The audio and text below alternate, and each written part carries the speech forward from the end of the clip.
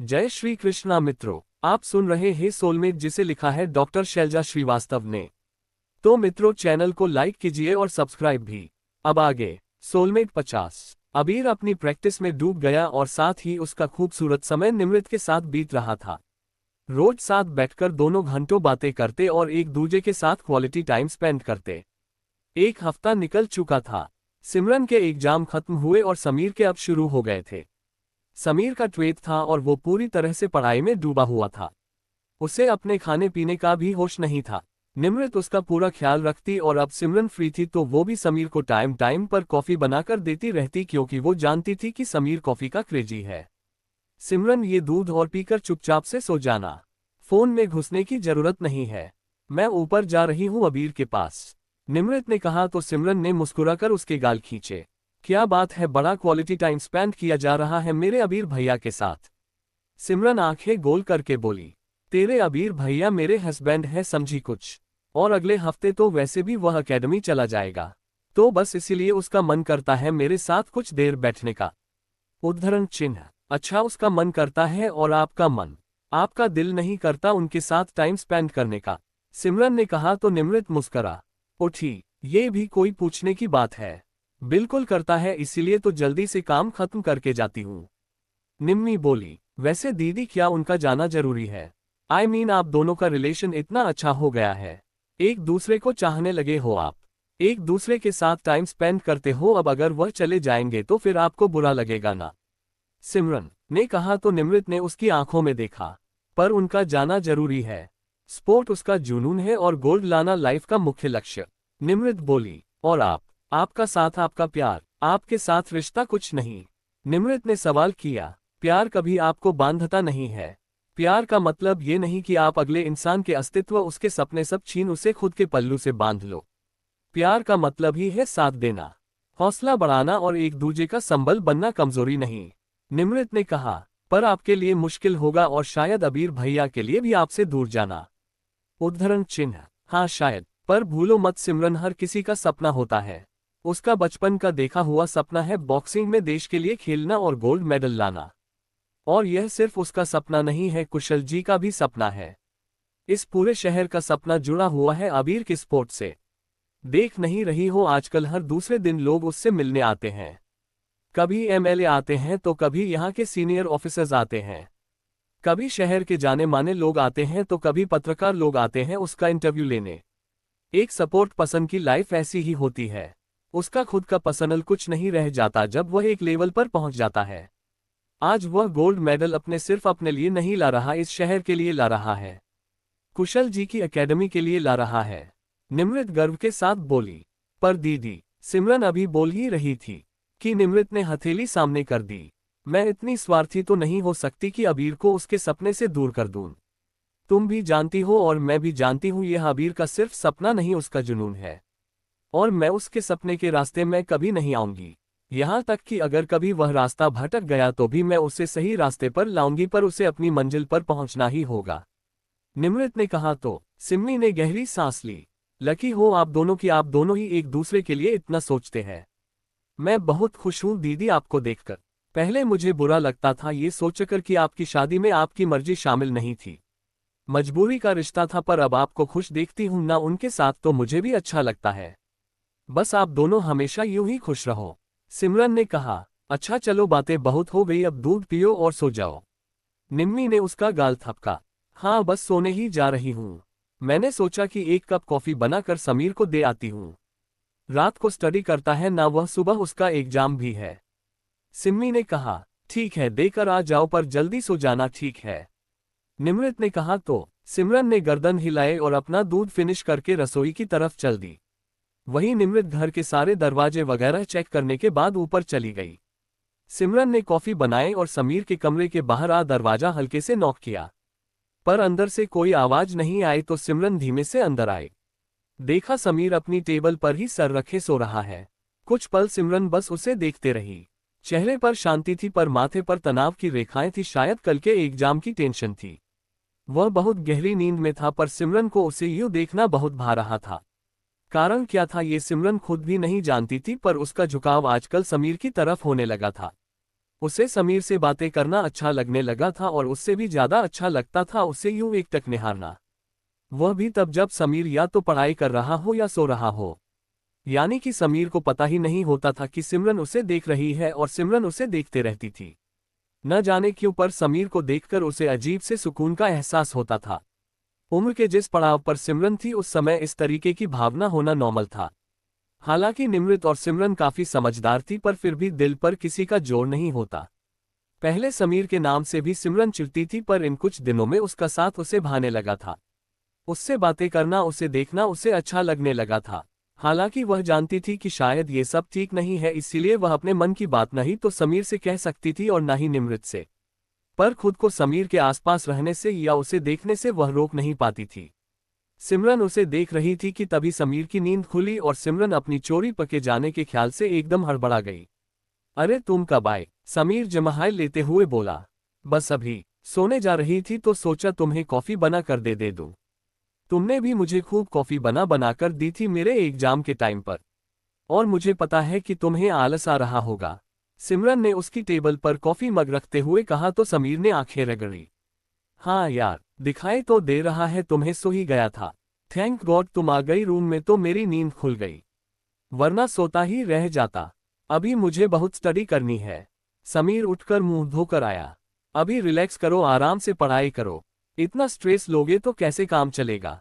नींद में भी तुम्हारे माथे पर तनाव था, सिमरन ने उसके बाल बिगाड़ते हुए कहा। तुम नहीं समझ सकती सिमरन, आईआईटी की पढ़ाई इतनी आसान नहीं होती। 12th के साथ ही मुझे आईआईटी भी क्रैक करना है। You know it's very tough, Sameer बोला। हाँ तो तुम कर लोगे। और मैं क्यों नहीं समझ सकती? तुम्हें क्या लगता है मैं पढ़ने में होशियार नहीं हूँ, डफर हूँ? सिमरन आंखें छोटी कर बोली। नहीं मेरा वह मतलब नहीं था। तुम पढ़ने में होशियार हो, पर आईआईटी या नीट की बात अलग होती है। वैसे भी तुमने तो सोच रखा है ना कि तुम इंजीनियरिंग नहीं करोगी बल्कि कुछ और करोगी। समीर बोला। पहले सोचा था पर अब नहीं। अब मैंने तय कर लिया है कि मैं भी आईआईटी करूंगी और तुम्हारे पीछे पीछे तुम्हारे ही कॉलेज में आऊंगी। मैंने बायो एंड मैथ दोनों लिए हुए हैं। उसकी बात सुन समीर हल्का सा मुस्कुराया। तुम मुझ पर हंस रहे हो? तुम्हें लगता है मैं तुम्हारे बराबर नहीं, तुम्हारे साथ आने लायक नहीं? सिमरन ने कहा। नहीं मैं तुम पर नहीं हंस रहा, पर फिर भी हमें वही गोल डिसाइड करनी चाहिए जितनी हमारी कैपेसिटी हो। और जितना मैंने तुम्हारा मैथ्स और फिजिक्स देखा है मुझे समझ में आ गया है कि आईआईटी तुम्हारे लिए पॉसिबल नहीं है। तो बेवजह ही मेहनत क्यों करना? प्लीज सिमरन मेरे कहने का गलत मत समझना, पर अपनी कैपेसिटी के अकॉर्डिंग ही हमें तैयारी करनी चाहिए, तभी हम कुछ बन पाते हैं। समीर बोला। ठीक है देखते हैं, सिमरन ने कहा और फिर उठकर चली गई, पर समीर की बात उसके दिल में लग गई थी। मैं आईआईटी ही करूंगी समीर, और तुम्हारे साथ तुम्हारे कॉलेज में ही पढ़ूंगी, क्योंकि वैसे भी मुझे तुम्हारे आसपास ही रहना है, तुमसे दूर नहीं। सिमरन ने मन ही मन तय किया और सोने की जगह वह अपनी बुक्स लेकर बैठ गई और फिर पढ़ाई में लग गई। सिमरन को बुरा तो नहीं लगा होगा मैंने इस तरीके से कह दिया उसे, पर वाकई में जिस तरीके की उसकी तैयारी है मुझे समझ आता है कि आईआईटी वह नहीं कर पाएगी। पर फिर भी कहीं हट ना हो गई हो, ना जाने क्यों दिल नहीं करता उसे हट करने का। एक सॉफ्ट कॉर्नर है उसके लिए मन में। मैं नहीं चाहता मेरी किसी भी बात से उसे बुरा लगे और वह मुझसे नाराज होकर फिर से बात करना बंद करे। उसकी नाराजगी बर्दाश्त नहीं होगी मुझसे। इन कुछ दिनों में एक अलग सा रिश्ता बन गया है हम दोनों के बीच, और अब मैं उसकी दोस्ती खो नहीं हो सकता और नहीं उसे तकलीफ दे सकता हूं, समीर ने खुद से ही कहा और फिर कॉफी उठाकर पी और पढ़ने बैठ गया। उधर निमृत ऊपर आए तो देखा अबीर रूम में ही है और एक छोटे से पिट्ठू बैग में अपने कुछ कपड़े रख रहा है। क्या हुआ, अब कहाँ जाने की तैयारी है? अकेडमी तो एक हफ्ते बाद जाना है ना? निमृत ने उसके पास जाकर कहा। कल दिल्ली जाना है मुझे एक दिन के लिए। अगर फ्री हो गया, काम निकल गया तो शाम को ही आ जाऊंगा और नहीं हो पाया तो फिर एक दिन रुककर अगले दिन आऊंगा, अबीर ने जवाब दिया। दिल्ली न्यू अचानक? दिल्ली में क्या काम निकल आया? निमृत बिस्तर पर बैठते हुए बोली। है कुछ काम, बस एक दिन का, इसलिए अभी तैयारी कर ली, कल सुबह जल्दी निकल जाऊंगा। अबीर ने बैग पैक कर साइड में रखा। ऐसा क्या काम है जो मुझे बताना नहीं चाहते? निम्मी ने उसे घूर के देखा। ऐसा कुछ भी नहीं है, तुम बेवजह ही ज्यादा सोच रही हो। चलो आओ बाहर बालकनी में चलते हैं। अबीर ने उसका हाथ थामा और उसके साथ बाहर आ झूले पर बैठ गया। पापा को पता है कि तुम जाने वाले हो? निमृत ने उसकी हथेली को अपने दोनों हाथों के बीच लेकर कहा, हाँ पापा से बात हो गई है मेरी, उन्हें पता है। उद्धरण चिन्ह। फिर ठीक है। निम्मी ने गहरी सांस ली। अच्छा तुम्हारे घर की चाबी मुझे दे देना, अगर रुकने का हुआ रात तो वहीं पर रुक जाऊंगा, बेवजह ही होटल में रुकने की जरूरत नहीं होगी। अबीर बोला, चाबी ले जाना उसमें कोई इश्यू नहीं है, पर इतने दिनों से बंद है घर, गंदा हो रहा होगा तो कैसे रहोगे तुम? निमृत ने सवाल किया। कोई बात नहीं, नहीं रुकूंगा तब भी कोई फर्क नहीं पड़ता, बाहर रुक जाऊंगा, पर जब जा रहा हूं वहां तो एक बार घर पर चला जाऊंगा, और तुम्हें कुछ चाहिए वहां से तो ले आऊंगा। अबीर ने कहा, ठीक है मैं चाबी देती हूं, बाकी लाना तो मुझे कुछ भी नहीं है, तुम बस एक बार देखा लेना कि सब ठीक है कि नहीं। निमृत ने कहा, ठीक है। अबीर बोला और उसके कंधे पर हाथ रख उसे अपने करीब कर लिया। एक हफ्ते बाद मुझे जाना होगा निमृत। अबीर ने उसके उंगलियों में अपनी उंगलियां फंसाते हुए कहा, हाँ ये तो पहले से ही तय था ना, परेशान क्यों हो रहे हो? निमृत बोली, ना जाने क्यों दिल बेचैन हो रहा है, दिल ही नहीं कर रहा है तुमसे दूर जाने का। अबीर ने थोड़ा सीरियस होकर कहा। तो निमृत की आंखें हैरानी से बड़ी हो गई। अगले ही पल उसने मुस्कुराकर उसकी आंखों में देखा। कैसी बातें कर रहे हो तुम आज? तुम्हारा बचपन का सपना है और अब जब तुम उस सपने के नजदीक पहुंच गए तो तुम कमजोर हो रहे हो। और मैं कहाँ भागी जा रही हूं, तुम्हारा इंतजार करती हुई मिलूंगी, और जब कभी भी टाइम मिले आ जाया करना, और फिर हम रोज फोन पर बात तो करेंगे ही ना। निमृत ने उसे समझाते हुए कहा। फोन की बात अलग होती है निमृत, पर जब से एहसास हुआ है कि मैं तुम्हें प्यार करता हूं, तुम्हें चाहता हूं, सब बदल गया है। और हम दोनों को जो इतना अच्छा टाइम बिता रहे हैं बेहद खूबसूरत है, और मैं जाने कैसे रहूंगा वहां पर तुम्हारे बिना, दिल ही नहीं कर रहा है तुमसे दूर जाने का।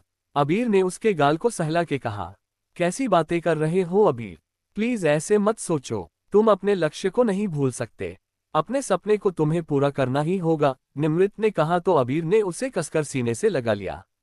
जानता हूं मेरा सपना और मेरा लक्ष्य, पर दिल तो तुमसे उलझ कर रह गया है, पता नहीं क्या ही होगा। अबीर ने खुद से ही कहा पर सामने कुछ नहीं बोला। वह इस समय ऐसी कोई भी बात नहीं करना चाहता कि उसकी निमृत के साथ बहस हो।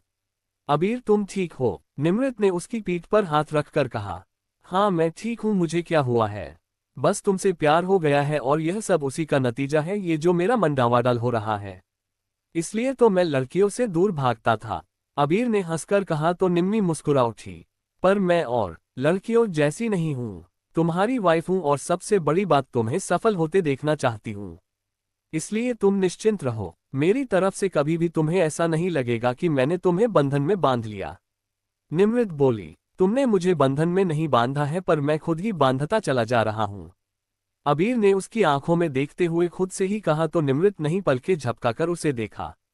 कुछ कहा तुमने? निमृत ने सवाल किया। अपने दिमाग पर ज्यादा जोर मत डालो, चला जाऊंगा मैं अकेडमी, यही चाहती हूँ, ना तुमसे दूर रहूं, तुम्हें तंग ना करूं, नहीं रोज रोज तुम्हें अपने पास ना बुलाऊं।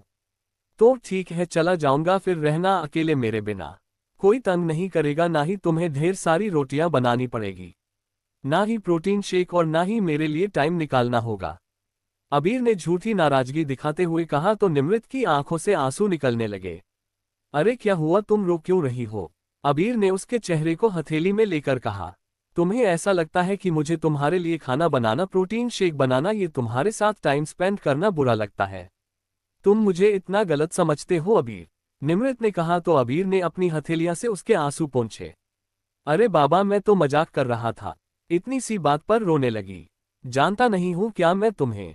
चलो नई नई शादी हुई थी तो मैं तुम्हें नहीं समझता था, पर अब मैं सब समझता हूं, सब जानता हूं मैं। आसान नहीं है तुम्हारे लिए भी मेरे बिना रहना, पर रहना तो होगा ना, यही तो हमारी परीक्षा की घड़ी है, और मैं जानता हूं कि जितना मैं मिस करूंगा उससे ज्यादा तुम मुझे मिस करोगी, क्योंकि तुम यहाँ अकेली हो जाओगी, मैं तो वहां प्रैक्टिस में बिजी हो जाऊंगा, तो मेरा पूरा दिन निकल जाएगा, पर तुम्हें हर पल मेरी याद आएगी। जब जब तुम खाना बनाओगी तब याद आएगी, जब तुम सबके लिए चाय बनाओगे तो तुम्हें मुझे प्रोटीन शेक देना याद आएगा, बिस्तर पर सोने जाओगी तो तुम्हें ये लम्हे याद आएंगे कि जो हम साथ में बिता रहे हैं। अबीर ने सके माथे को चूमते हुए कहा तो निमृत उसके सीने से लग गई। आसान नहीं होगा मेरे लिए तुम्हारे बिना रहना अबीर, पर रहना होगा, क्योंकि इतना आगे आकर तुम पीछे नहीं हट सकते, और ना ही मैं चाहूंगी कि तुम पीछे हटो। तुम्हें अपना सपना पूरा करना है आबिर, और साथ ही साथ कुशल जी का भी। इस पूरे शहर का सपना बन चुका है अब तुम्हारा गोल्ड मेडल, और तुम इतने सारे लोगों को ना उम्मीद तो नहीं कर सकते ना। निमृत ने कहा तो आबिर ने उसके बालों को सहलाया। बिल्कुल भी नहीं कर सकता, किसी को नाउम्मीद नहीं करूंगा, पर तुम्हें अपना वादा याद है ना, जब मैं तुमसे कुछ मांगूंगा और तुम्हें वह देना ही होगा। आबिर ने कहा तो निमृत ने गर्दन हिलाई। आबिर ने अपनी बाहों का घेरा उसके ऊपर कस लिया और उसे सीने से लगा आंखें बंद कर ली। एक दूसरे की नजदीकों पर महसूस करते हुए दोनों ऐसे ही एक दूसरे के गले लगे हुए थोड़ी देर में वहीं बैठे बैठे गहरी नींद में चले गए। अगले दिन सुबह आबिर दिल्ली चला गया। निमृत को हालांकि उसका इस तरीके से दिल्ली जाना थोड़ा अजीब लग रहा था, पर उसे लगा कि शायद कोई काम होगा आबिर को, तो उसने ज्यादा नहीं सोचा और अपने नॉर्मल कामों में उलझी रही। तो वही समीर एग्जाम देने चला गया। उसके जाते ही सिमरन उसके रूम में आए और उसके सभी बुक्स वगैरह व्यवस्थित करके रख दिए। उसका पेन रखने के लिए टेबल का ड्रॉवर खोला तो उसमें एक फोटो रखी हुई थी। फोटो किसी लड़की की थी और वह समीर के साथ थी। उसे फोटो को देख के न जाने क्यों सिमरन को बड़ा ही अजीब लगा। लड़की बेहद खूबसूरत थी, छोटे छोटे कंधों तक कटे हुए उसके बाल थे और गजब का आत्मविश्वास था उसके चेहरे पर, और साथ ही गालों पर हल्के डिंपल पड़ रहे थे। समीर ने उसके कंधे पर हाथ रखा हुआ था और दोनों काफी क्लोज लग रहे थे। सिमरन ने जल्दी से ड्रॉर बंद कर दिया, पर न जाने क्यों आंखों में नमी आ गई। उसने दोबारा से ड्रॉर खोला और उस फोटो की एक फोटो अपने फोन में खींच ली और फिर तुरंत कमरे से बाहर चली गई। हालांकि उसने अभी तक समीर के बारे में इतना गहराई से नहीं सोचा था, पर फिर भी न जाने क्यों अभी समीर के इस तरीके से किसी और के करीब होना उसे तकलीफ दे गया। निमृत किचन में खाना बना रही थी।